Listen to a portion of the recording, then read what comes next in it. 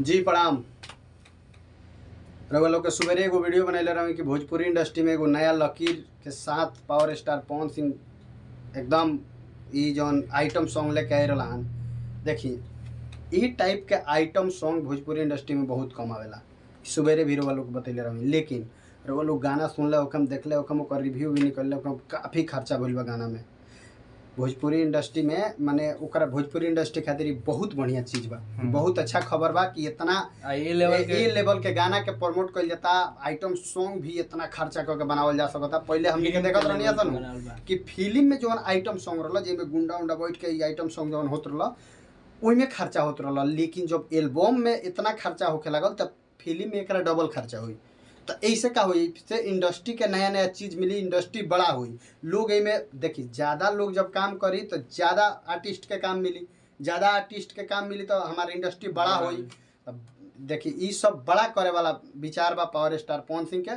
तो रउआ सब गाना सुन ले ओकम बहुत ही बेहतरीन गाना बा हिला के नाच। हिला के नाच 6 घंटा में 1 मिलियन चल गए। वही मेरा पोस्टर लॉन्च हो गए ओकर, लेकिन ए बार 1.5 मिलियन पार बा।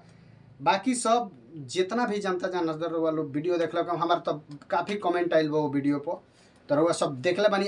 यही में 2-4 गो का कह जला अब तब कुछ ना कह तोते कहीं काहे कि अब मुँह में से आदमी निकाल के हमनी सन के हमार चैनल अक्सर साफ सुथरा रहती पावेला। हमनी के चैनल हमनी के केहू के गाली गलौज ना करनी सर, हमनी के नहीं चाहे जे गाली गलौज करी सर। देखी सबसे पहले के बात की 2-4 गो तोता बड़ा सर कला से सवेरे की गाना चोरी के हो दिन भर में ओकरा बाद माने इतना ना प्रेशर इतना ना बढ़ गइल हो।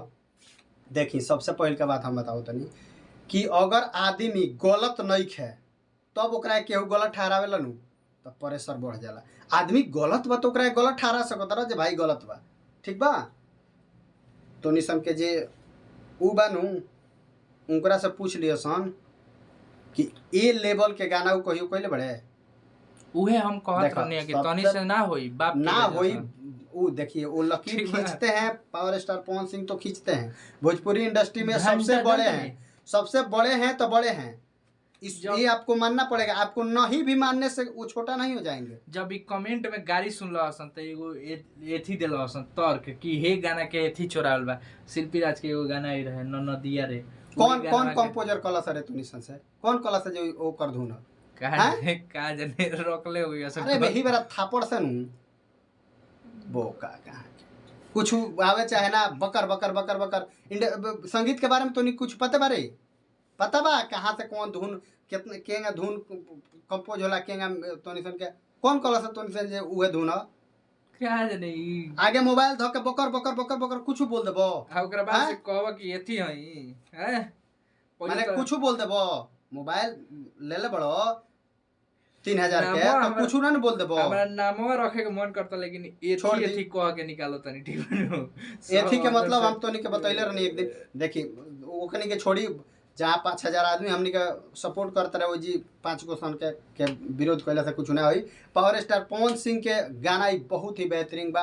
रउआ सब देखले ओके मैं जी ना देखले हो जाके देखी हिला के नाच DRJ रिकॉर्ड्स भोजपुरी से बा जौन की शिल्पी राजा पावर स्टार पवन सिंह के बड़ा जोड़ी जौन आवतनु माने कमाल के।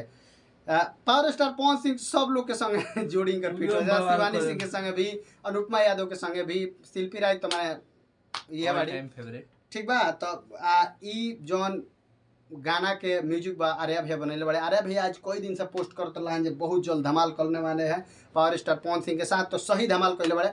आज भी आर्या भैया पोस्ट कैले बड़ा तो बहुत बेहतरीन म्यूजिक बनैले बड़े भैया। जब भी बनावेले जौना भी स्टार के बनावेले तो बाजेला। तो हमने के ये कहम सर कि वीडियो के ज़्यादा से शेयर करी, लाइक करी, कमेंट करी। है कि नहीं सन के चुतिया पा के फेर मने के पर लग जरूरत उ धुन केहू के चोरावल ओरावल ना हो। ओकनी सन के उ बड़का संगीतकार भइल बड़ा सन ओकनी सन के झोंके दी।